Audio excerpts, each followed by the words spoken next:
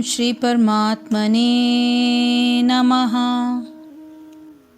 श्लोक नंबर 37, तृतीय अध्याय कर्मयोग से, जिसके बारे में हम पहले ही जन्माष्टमी के दौरान उसकी विवेचना कर चुके हैं, इसलिए हम आगे के श्लोकों को लेकर चलेंगे। श्लोक नंबर 38, धूमेन आव्रियते वहिं यथा आदर्शः मलेन च यथा उल्बेन आवृतः गर्भः तथा तेन इदम् आवृतम्। धूमेन, धुएं से, आव्रियते अर्थात ढक जाती है, वहिन्न अग्नि, यथा जिस प्रकार, आदर्शः शीशा मलेन धूल से, च भी यथा जिस प्रकार, उल्बेन गर्भाशय द्वारा, आवृतः ढका रहता है, गर्भ भ्रूण तथा उसी प्रकार, तेन काम से, इदम यह आवृतम ढका है। जिस प्रकार अग्नि धुएं से, दर्पण धूल से अथवा भ्रूण गर्भाशय से आवृत रहता है, उसी प्रकार जीवात्मा इस काम की विभिन्न मात्राओं से आवृत रहता है। इसका तात्पर्य यह है कि जीवात्मा के आवरण की 3 कोटियां हैं, जिनमें उसकी शुद्ध चेतना धूमिल होती है। यह आवरण काम ही है जो विभिन्न स्वरूपों में होता है, यथा अग्नि में धुआं, दर्पण पर धूल तथा भ्रूण पर गर्भाशय। जब काम की उपमा धूम से दी जाती है तो ये समझना चाहिए कि जीवित स्फुलिंग की अग्नि कुछ कुछ अनुभव गम्य है। दूसरे शब्दों में, जब जीवात्मा अपने कृष्ण भावनामृत को कुछ कुछ प्रकट करता है तो उसकी उपमा धुएं से आवृत अग्नि से दी जा सकती है। यद्यपि जहाँ कहीं धुआं होता है वहाँ अग्नि का होना अनिवार्य है, किंतु प्रारंभिक अवस्था में अग्नि की प्रत्यक्ष अभिव्यक्ति नहीं होती। यह अवस्था कृष्ण भावनामृत के शुभारंभ जैसी है। दर्पण पर धूल का उदाहरण मन रूपी दर्पण को अनेकानेक आध्यात्मिक विधियों से स्वच्छ करने की प्रक्रिया के समान है। इसकी सर्वश्रेष्ठ विधि है भगवान के पवित्र नाम का संकीर्तन। गर्भाशय द्वारा आवृत भ्रूण का दृष्टांत असहाय अवस्था से दिया जाता है, क्योंकि गर्भस्थित शिशु इधर उधर हिलने के लिए भी स्वतंत्र नहीं रहता। जीवन की यह अवस्था वृक्षों के समान है। वृक्ष भी जीवात्माएं हैं, किंतु उनमें काम की प्रबलता को देखते हुए उन्हें ऐसी योनि मिली है कि वे प्राय चेतना शून्य होते हैं। धूमिल दर्पण पशु पक्षियों के समान है और धूम्र से आवृत अग्नि मनुष्य के समान। मनुष्य के रूप में जीवात्मा में थोड़ा बहुत कृष्ण भावनामृत का उदय होता है, और यदि वह और प्रगति करता है तो आध्यात्मिक जीवन की अग्नि मनुष्य जीवन में प्रज्वलित हो सकती है। यदि अग्नि के धुएं को ठीक से नियंत्रित किया जाए तो अग्नि जल सकती है। अतः यह मनुष्य जीवन जीवात्मा के लिए ऐसा अवसर है जिसमें वह संसार के बंधन से छूट सकता है। मनुष्य जीवन में काम रूपी शत्रु को योग्य निर्देशन में कृष्ण भावनामृत के अनुशीलन द्वारा जीता जा सकता है। अभी इस श्लोक को थोड़ा सा और अगर हम ऐसे सोचें कि जैसे धुएं से अग्नि और मल से दर्पण ढक जाता है तथा जैसे जेर से गर्भ ढका हुआ है, वैसे ही उस काम के द्वारा यह ज्ञान ढका हुआ है। काम के द्वारा ज्ञान आवृत कैसे करें? इन 3 श्लोकों में इसके 3 उदाहरण दिए गए हैं। अग्नि और धुआं, जिन लकड़ियों को जलाकर अग्नि उत्पन्न की जाती है उन्हीं से धुआं भी उत्पन्न होता है। यदि सावधानी न बरती जाए तो धुआं अग्नि को जिस प्रकार ढक लेता है, वैसे ही काम मनुष्य के ज्ञान को ढककर इसे अंधा बना देता है। दर्पण और उस पर जमी धूल, साधारण अवस्था में यदि दर्पण पर धूल की मोटी परत जमी हो तो उनमें न तो किरणें प्रतिबिंबित होती हैं और न वो अपना मुख ही दिखाई पड़ सकता है। गर्भ तथा उसकी झिल्ली, शिशु जब माता के गर्भ से निकलता है तो वह एक झिल्ली में ढका रहता है। इसी प्रकार कामनाएं मनुष्य के ज्ञान को ढक देती हैं और उसे परमार्थ के मार्ग में चलने से विचलित कर देती हैं। मल विक्षेप आवरण, इन तीनों उदाहरणों को देने का अभिप्राय यह है कि कामनाएं मनुष्य के अंतःकरण को 3 प्रकार से गंदा करती है, जिससे वह उचित मार्ग का अनुसरण करने में असमर्थ हो जाता है। यह 3 दोष मल, विक्षेप और आवरण कहलाते हैं।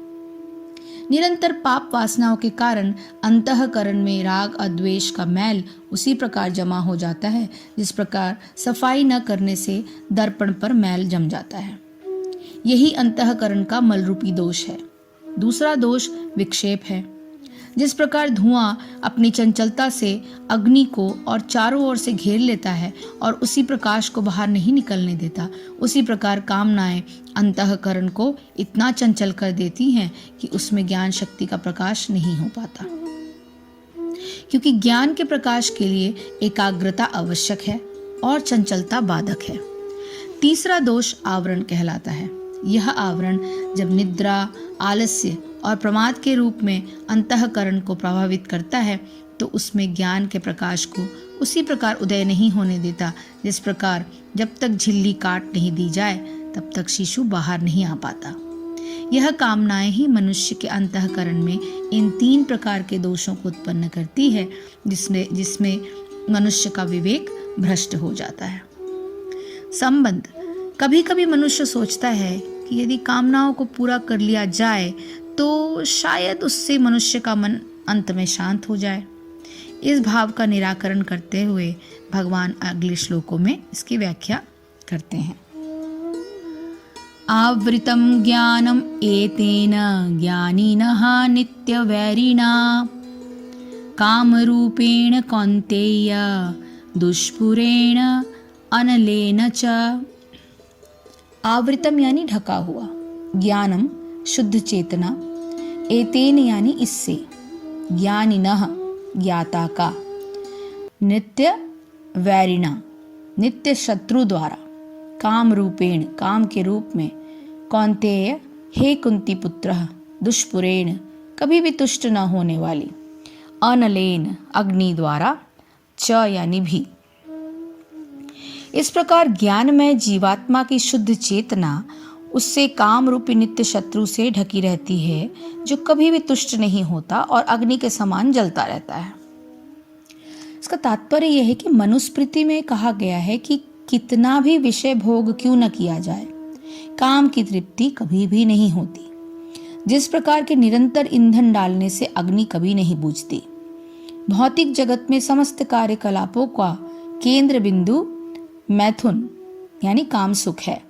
अतः इस जगत को मैथुन्य आगार या विषयी जीवन की हथकड़ियां कहा गया है। एक सामान्य बंदी गृह में अपराधियों को छड़ों के भीतर रखा जाता है। इसी प्रकार जो अपराधी भगवान के नियमों की अवज्ञा करते हैं वे मैथुन जीवन द्वारा बंदी बनाए जाते हैं। इंद्रिय तृप्ति के आधार पर भौतिक सभ्यता की प्रकृति का अर्थ है इस जगत में जीवात्मा की बंधन अवधि को बढ़ाना। अतः यह काम अज्ञान का प्रतीक है जिसके द्वारा जीवात्मा को इस संसार में रखा जाता है। इंद्रिय तृप्ति का भोग करते समय हो सकता है कि कुछ प्रसन्नता की अनुभूति हो, किंतु यह प्रसन्नता की अनुभूति ही इंद्रिय भोक्ता का चरम शत्रु है। इस श्लोक में अर्जुन को कृष्ण कहते हैं कि हे अर्जुन, इस अग्नि सदृश में न पूर्ण होने वाले काम रूप ज्ञानियों के नित्य वैरी से ज्ञान जो है वो ढका हुआ है। कामनाओं की तृप्ति से उनमें वृद्धि। जिस प्रकार अग्नि में और ईंधन डालते रहने से अग्नि शांत नहीं होती वरन बढ़ती ही जाती है, इसी प्रकार कामनाओं की पूर्ति कर उन्हें शांत कर देने की आशा दुराशा मात्र ही है। इनकी पूर्ति के जितने साधन किए जाते हैं वे इनको और बढ़ाते रहते हैं। यदि मनोवांछित वस्तु प्राप्त हो जाती है तो और अधिक वस्तुओं के प्राप्त करने की इच्छा होती है और यह काम ही लोभ के रूप में परिवर्तित हो जाता है। अब बढ़ते बढ़ते एक ऐसा स्थान आता है जहां कामनाओं में विघ्न पड़ता है। विघ्न पड़ने से क्रोध की उत्पत्ति होती है। इस प्रकार काम ही लोभ और क्रोध के रूप में विकसित होकर मनुष्य के ज्ञान को ढक देता है। यह आवरण ही मोह कहलाता है। सामान्य जीवन में कामनाओं की पूर्ति के लिए मनुष्य अधिक से अधिक कर्मों को करता है, परंतु भगवान इन कामनाओं को ही मनुष्य का वास्तविक शत्रु बताते हैं। गीता का यह कथन प्रचलित मान्यता पर सीधी चोट करता है। अब प्रश्न यह उठता है कि कामनाएं हमारे व्यक्तित्व के किन अंगों में निवास करती हैं और उनको उखाड़ फेंकने का क्या उपाय है। इसलिए भगवान कामनाओं के रहने के स्थान बताते हुए अगले श्लोकों का वर्णन करेंगे।